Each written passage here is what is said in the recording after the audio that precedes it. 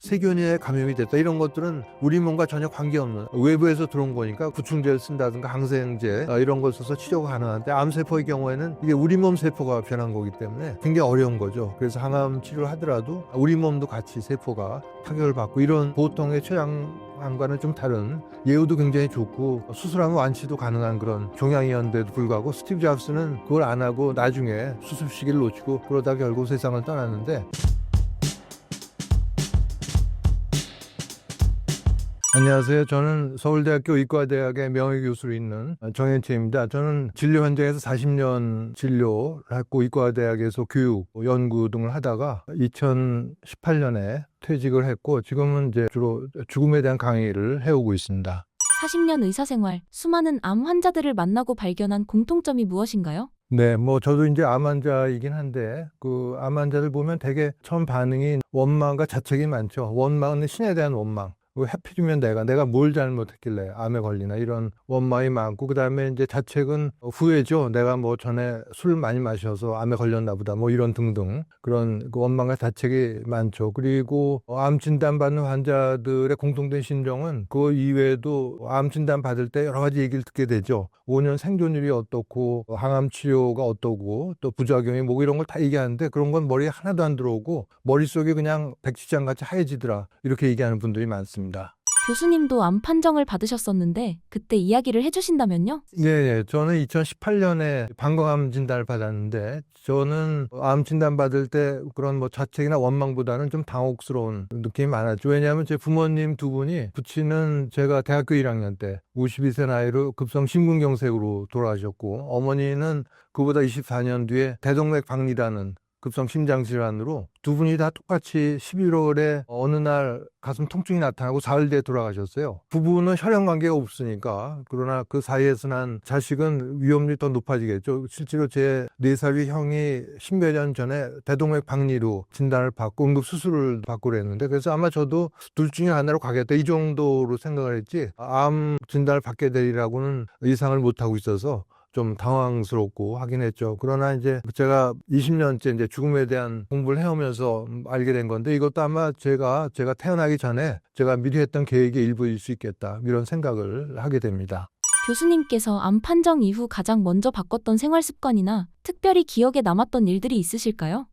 예, 제일 먼저 바꿨던 거는 하던 일 좀 그만두자. 그래서 제가 2년 일찍 명예퇴직을 했죠. 명예퇴직이라는 건 두 가지 이유인데 하나는 2년 정도 정년까지 휴가를 얻거나 병가를 내면서 있을 수 있는데 그렇게 되면 제가 할 일을 후배 교수들이 또 맡아야 되는 게 돼서 민폐를 끼치면 안 되겠다 그런 생각이 하나 있었고 두 번째는 여러 가지 원인이 있겠지만 아마 스트레스가 가장 큰 원인이 되지 않나 그렇게 생각을 합니다. 아마 이건 과학적으로 증명된 건 아니지만 제 생각에는 오랫동안 화장실 가는 거를 스스로 자제해왔죠. 왜냐하면 시간이 지연되고 제가 진료보다 화장실 가게 되면 시간이 진료가 되고 또 그렇기 때문에 화장실 안 가는 습관이 오래되면서 아마 그런 것들이 방광암의 발병에 큰 원인으로 작용하지 않았나 이제 그런 생각을 하는데 그래서 일단 2년 일찍 명예퇴직을 하고 그런 스트레스에서 좀 벗어나는 게 변화라고 할 수가 있겠습니다. 제 후배 교수 하나는 제가 이제 소화기내과를 오래 했는데 소화기내과는 전통적으로 매주 금요일 날 모여서 이제 술을 마시면서 그 주위에 일어났던 일들을 서로 얘기하고 했는데 술 좀 많이 마시는 편이죠. 매일은 아니고 일주일에 한 번 정도. 그래서 제 후배 교수 하나가 알코올 섭취가 방광암 발병의 위험을 높이는 거 이런 거를 찾아봤다고 합니다. 본인 걱정이 돼서 전 세계 논문을 다 뒤져봤더니 그건 위험과는 관계가 없다 이런 걸 발견하고 안심을 했다 이런 얘기를 나중에 들은 적이 있습니다. 한국에서 잘못 알려진 암에 대한 정보는 어떤 게 있을까요? 네, 그게 보시는 슬라이드는 이제 우리나라 사례는 아니고 이제 대만의 사례입니다. 55세 남자가 음식물이 잘 안 넘어간 거죠. 그래서 병원을 가는 대신에 타이완의 민속요법 중에 이제 뭐가 잘 안 넘어가면 생쥐를 날로 먹는 그런 민간요법이 있었습니다. 그래서 생쥐를 35마리 먹었을 때 더 이상 내려가지 않고 막혀서 병원에 가봤더니 보시는 슬라이드와 같은데 내시경사진이죠. 그 쥐의 꼬리와 다리가 보이고 털은 위산에 의해서 다 소화가 되고 그런 모습인데 결국은 이제 식도암 환자였는데 민간요법이라고 해서 다 무시해도 된다 그런 건 아닙니다. 민간요법 중에서도 충분히 도움되는 것들이 많이 있죠. 예를 들어서 만성 간질환 환자가 코피가 나고 잇몸이 또 피가 많이 나고 할 때는 연근 요리 같은 걸 많이 권장합니다. 그 안에 바이타민 K 성분이 많기 때문에 또 뭐 도라지나 이런 것들은 기관지의 증상이 있다든가 할 때 많이 도움이 되죠. 그런 거 이외에도 이런 좀 황당한 치료들이 있기 때문에 여기에 너무 의존해서는 안 되는데 실제로 잘 아시는 현대인들에게 아이폰이란 스마트폰을 소개해서 생활 패턴을 바꾼 분이 스티브 잡스죠. 애플의 스티브 잡스인데 스티브 잡스는 췌장암을 오랫동안 앓다가 세상을 떠났습니다. 그 췌장암이 신경 내분비 종양이라고 해서 보통의 췌장암과는 좀 다른 예후도 굉장히 좋고 수술하면 완치도 가능한 그런 종양이었는데도 불구하고 스티브 잡스는 자연요법, 대체요법에 관심이 많아서 그걸 안 하고 나중에 수술 시기를 놓치고 훗날 뒤늦게 수술을 받죠. 그러다 결국 세상을 떠났는데 그런 자연요법, 대체요법도 뭐 좋은 점도 있겠지만 정통의 치료를 무시하고 그런 데만 의존한다는 건 굉장히 위험한 일이 될 수가 있겠다. 실제로 제가 아는 지인이 일주일 전에 저를 찾아왔는데 건강 검진하다가 이제 위암이 발견됐다고 합니다. 조직 검사에서도 확인이 되고 그래서 제가 사진을 봤더니 이건 위암 중에서 상당히 조기 위암으로 이거는 뭐 수술하거나 아니면 내시경으로 절제술을 하면은 거의 98% 완치가 가능한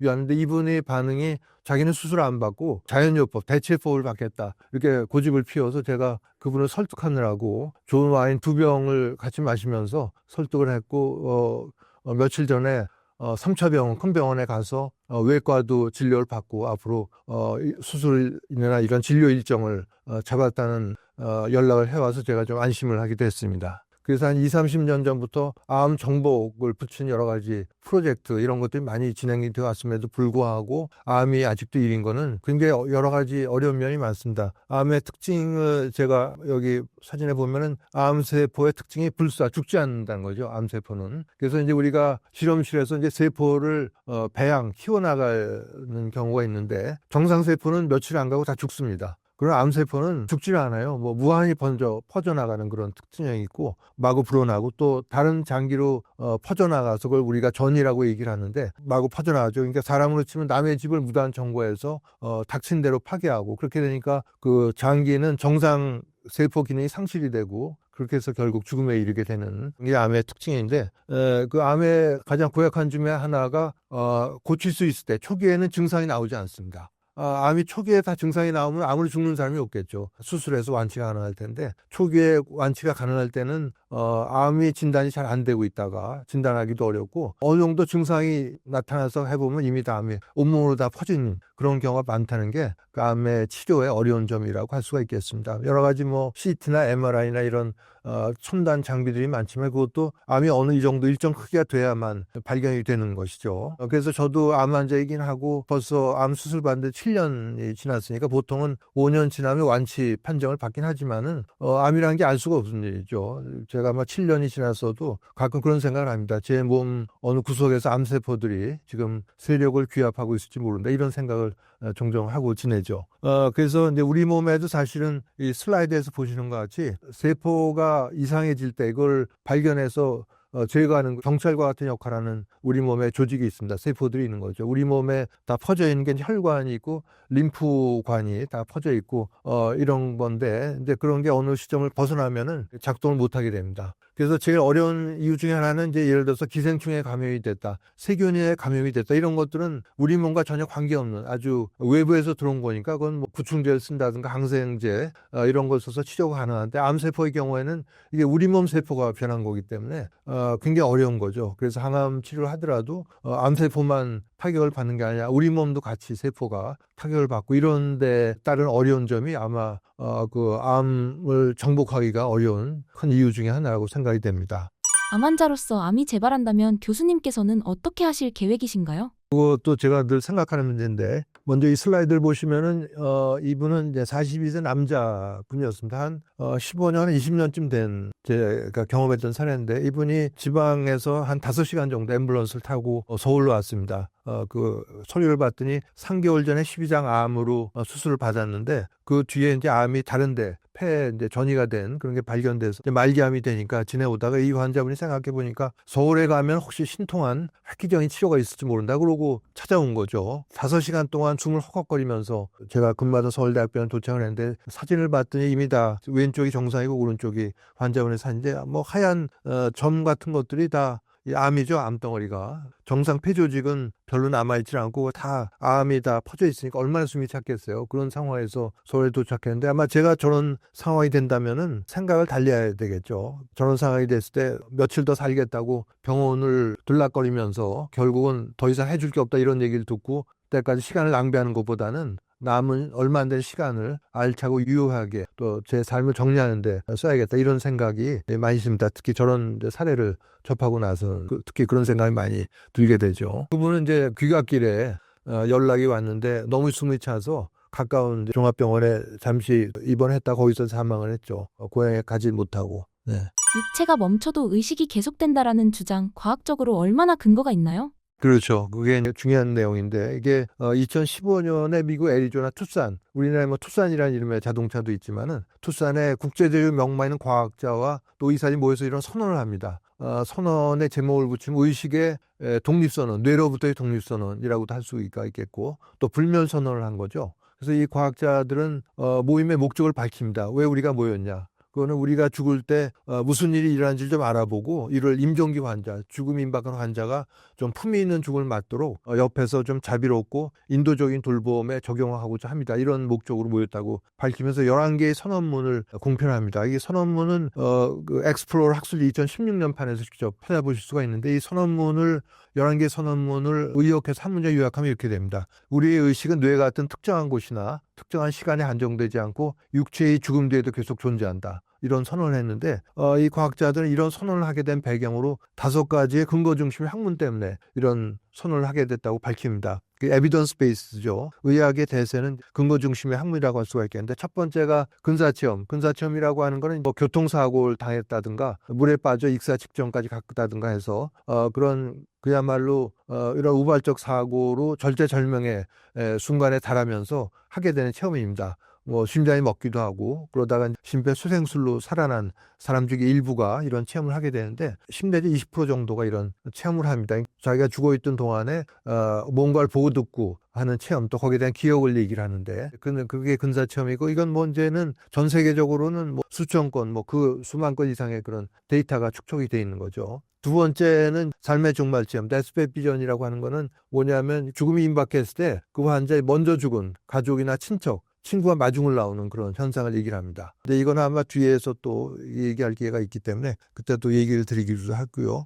우리가 알고 있어야 될 굉장히 중요한 현상이죠. 세 번째는 사후통신이라고 하는 거는 ADC라는 약자를 쓰는데 이건 After Death Communication.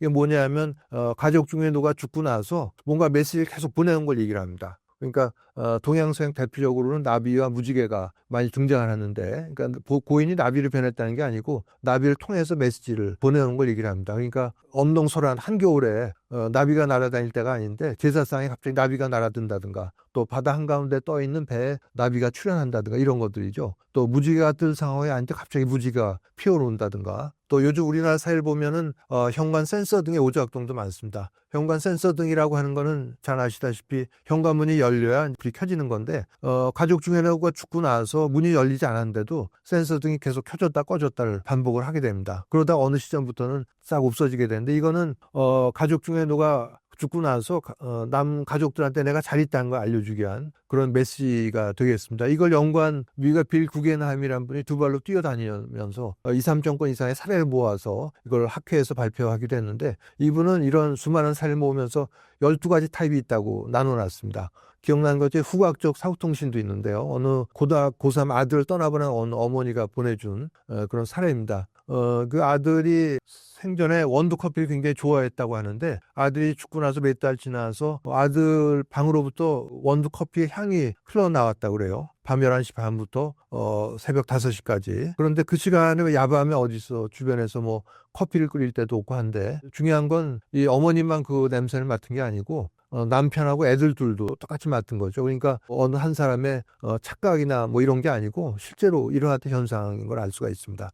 그런 게 이제 사후통신이 돼 있고 네 번째 영매, 미디움에 대한 연구인데 미디움이라고 하는 건 이제 그 죽은 고인의 영혼과 소통할 수 있다고 알려진 인물인 영적인 능력을 갖고 있는 영매죠. 영매의 역사 연구는 서양의 경우에는 100년이 넘었습니다. 1900년대 초부터 1차 대전이 여러 가지 전쟁을 통해서 사망한 사람들이 많고 또 죽은 가족들이 고인의 영혼과 소통하고 갖고 싶어하는 이런 열망 때문에 영매를 통해서 고인의 영혼과 소통하게 되는 심령회라든가 감룡술 이런 게 많이 열렸는데 그때 주역을 맡은 게 이런 영매들이죠. 물론 영매 중에서 그런 돈만 밝힌 엉터리 가짜들도 많긴 하지만 실제로 그런 능력을 인정받은 그런 영매들도 있습니다. 그리고 근데 다섯 번째가 어린이들의 기억을 통한 전생 연구. 일부 어린애들이 한 2살 무렵부터 자기 패스트 라이프를 기억을 해내기 시작하는데 그러다가 7, 8살 무렵에 정점을 찍고 잊어버리게 되죠.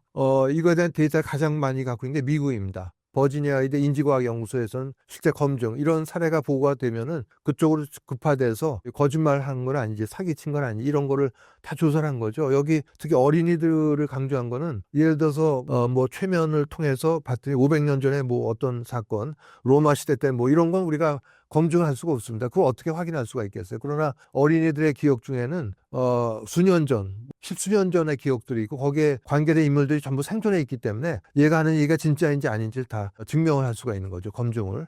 그렇게 해서 확인된 3,000건 이상의 사례를 갖고 있습니다. 이 5가지가 전부 다 수천 건 이상의 데이터가 형성되어 있는, 축적되어 있는 그런 근거 중심 학문이기 때문에 이런 5가지의 근거 중심의 연구 때문에 이런 인간의 육체가 죽을 맞이해도 의식은 지속된다. 이런 선언을 하게 됐다고 밝히고 있는 거죠. 그러니까 뭐 무당이나 영매, 뭐 심령수라는 사람이 얘기한 게 아니고 과학자들이 이런 선언을 했다는데 굉장히 큰 의의가 있다고 볼 수가 있습니다. 수천 명의 근사 체험자들이 말하는 공통된 순간, 삶의 총회고는 실제로 어떤 경험인가요? 그게 이제 여러 가지 체험이 근데 모든 사람의 체험이 똑같지는 않지만은 우리가 그 체험이 다 달라도 공통적인 부분을 뽑아낼 수가 있습니다. 이 보시는 슬라이드는 2001년도 유명한 학술지 란셋이라는 학술지에 발표된 연구인데 그 네덜란드 10개 병원이 공동 연구해서 심장이 멎었다 다시 살아난 사람이 어떤 체험을 하는지 이런 걸 조사를 했습니다. 10개 병원이 공동 연구를 해서 조사해봤더니 344명의 심장이 멎었다, 뭐 심폐소생술 같은 걸로 다시 살아나는 사람을 찾을 수가 있었는데 그 조사해봤더니 62명, 18% 이런 체험을 했다고 보고를 하고 있는데 10가지로 나눴습니다. 첫 번째 자기가 죽었다는 인식, 또 긍정적인 감정, 체외 이탈하고 터널을 통과하고 발광빛과 교신을 하고 또 색깔을 관찰하고 천상의 풍경을 관찰하고 이미 세상 떠난 가족을 만나고 살아있는 가족을 만나는 법은 없이 죽은 가족을 보게 되죠. 그리고 자신의 상을 회고하고 또 삶과 죽음의 경계를 인지하고 10가지로 나누고 거기에 대해서 다양한 퍼센티지로 소개가 되고 있습니다. 자신의 생을 회고하고 이런 거는 한 번 더 제가 좀 강조하고 싶어서 그걸 얘기 드리면은 이 짧은 순간에 자신의 수십 년의 삶이 파노라마처럼 펼쳐진다는 거죠. 그러면서 특이한 거는 자기가 살아오면서 가해자로 누굴 피해를 줬을 경우에는 피해자 입장이 다 되어온다는 겁니다. 그러니까 살아오면서 노을보의 심보로 뭐 가시돋친 말을 평소에 즐겨하고 갑질을 많이 하고 이런 사람일수록 괴로운 순간이 될 수가 있는 거죠. 자기가 피해를 입혔을 사람이 피해자의 입장이 돼서 이제 가해자가 아닌 그대로 경험을 해보게 되는 거니까 그런 순간이 될 수가 있겠죠. 근데 중요한 건 이게 이 근사체험 때문에 한 게 아니라 우리가 죽고 나서도 이런 체험을 하게 됩니다. 아까 소개해드렸던 영매, 어떤 영매를 통해서 어떤 죽은 고인이 영매를 통해서 가족들한테 이런 메시지를 전하게 됩니다. 이거는 사후세계의 비밀이라는 책에 소개된 내용인데 번역한 분은 김자성 정신과 의사죠. 이분은 제 대학 후배이기도 한데 미국에서 오랫동안 정신과 의사 생활을 하다가 오래전에 우리 2, 3년 일하다 다시 미국으로 돌아갔는데 그분이 번역한 책에 이런 문장이 나옵니다. 죽고 나서 자기의 삶을 돌아보는 기회가 있었다고 하는데 그러면서 어떤 얘기를 하냐면 어떤 실수나 죄 또 약점도 남김없이 그러나 공정하게 모든 걸 비춰보는데 마치 이거는 뭐에 비유할 수 있냐면 낡은 옷에 비춰보면서 얼룩이나 찢어진 데가 없는지 이런 걸 자세히 보는 것과 같았다 이렇게 얘기를 합니다. 그러면서 자기가 더 이상 그것들이 어떤 특별한 책임이 없는 것처럼 느껴졌는데 다만 어떤 부분에서 실패했는지 자기가 성공했는지 이런 걸 정확히 이해하는 것이 목적이고 목적이라고 여기고 되돌아봤다 이렇게 얘기를 하고 있습니다. 그러면서 이런 걸 통해서 순수한 회고를 통해서 모든 것의 솔직한 모양을 볼 수 있었다. 이렇게 얘기를 하는 거죠. 그래서 그런 삶의 회고 같은 게 굉장히 흥미로운데 이게 그런 특정한 체험 때만 하는 게 아니고 사실은 우리 모두가 나중에 수명이 다해서 육신을 벗어나게 되면 모두가 다 이런 체험을 하게 된다는 거죠. 자신의 삶을 되돌아보게 되는 이런 체험을 한다. 이런 걸 강조를 하고 싶습니다. 임종 직전 환자들이 이미 떠난 가족을 본다라고 말하는 이유는 무엇인가요? 삶의 종말 체험이 그림에 잘 나와 있습니다. 그림에서 보듯이 예를 들어서 말기암 환자가 눈을 감기 전에 먼저 세상 떠난 가족이나 지인, 친구의 마중을 받게 되는 이런 현상을 얘기를 합니다. 스티브 잡스의 전기를 보면 이런 문제 아닙니다. 병상에 놓은 잡스가 거의 죽을 때가 돼서 오랫동안 아내 로렌하고 아이들 얼굴을 오랫동안 쳐다봤다고 그래요. 다가 어느 순간에는 아이들 너무 허공을 오랫동안 아무도 없는 허공을 오랫동안 쳐다본 거죠. 그러면서 죽기 전에 남긴 말이 뭐였냐면 이거였습니다. 오와우라는 감탄사 세 마디하고 눈을 감은 거죠. 허공을 바라보고 감탄사했는데 뭘 봤는지 아무도 모릅니다. 관심 있는 사람도 없는 것 같은데 그러나 우리가 보면은 어렵지 않게 이런 삶의 종말 체험을 통해서 스티브 잡스가 저쪽 피안의 세계를 보거나 먼저 죽은 가족이나 친구, 지인의 마중을 받았겠구나 하는 거 우리가 어렵지 않게 짐작을 할 수 있겠다. 얘기할 수가 있겠습니다. 이걸 연구한 분은 영국의 정신과 의사죠. 피터 패닉 박사가 이걸 연구를 했는데 이분은 간질, 요즘에 뇌전증이라고 얘기하는데 이런 쪽의 연구도 많은데 이분이 영국과 스코틀랜드에서의 체험을 사례를 모아서 우리나라에서 10여 년 전에 죽음의 기술이라는 제목으로 책이 번역돼서 나오기도 했는데 그러나 이제 이런 죽음이라고 한 게 동서고금을 통해서 공동된 현상이기 때문에 우리나라에서도 하스피스에서 환자들 임종을 많이 보는 실무자들은 아주 잘 알고 있는 내용입니다. 이게 이런 경험을 통해서 임종이 가까운 사람 또 가족들이 굉장히 편안한 느낌을 받기 때문에 이걸 마지막 선물, 기프트 이렇게 부르기도 하는 거죠. 의식이 없어 보여도 환자의 청각과 촉각이 끝까지 살아있는 것이라고 전문가들이 얘기하기 때문에 의식이 없어 보이더라도 손을 잡아주고 끝까지 못한 말을 끝까지 다 해라. 라는 걸 이제 권장을 하죠. 내과 교과서에도 그런 내용이 나오는데 그거는 뭐 어떻게 보면 자연스러운 일입니다. 우리가 소멸하는 게 아니기 때문에 나중에 그런 보면은 다 보고 듣고 다 하게 되는 거죠. 아까 얘기했던 근사체험의 요소 중에 하나가 체외 이탈, 이제 몸을 빠져나와서 아래에 있는 걸 다 내려다보는 이런 것들은 그런 교통사고 현장이나 이런 데서만 일어나는 게 아니고 우리가 나중에 수명이 다해서 육신을 벗어날 때도 그런 걸 다 하게 됩니다. 그래서 정말 슬퍼하는 배우자, 자식들의 모습을 내려다보면서 빛의 세계로 떠나가서 빛의 세계로 떠나간 그런 기억들이 사실 우리 잠재의식 속에 다 있죠. 그런 이제 봉인돼 있기 때문에 끄집어내기가 어렵지만은 그런 걸 그래 비춰보면 그것도 굉장히 전문가들이 그런 청각 촉각까지 살아있다는 거는 진실일 가능성이 많겠다 얘기할 수가 있겠습니다.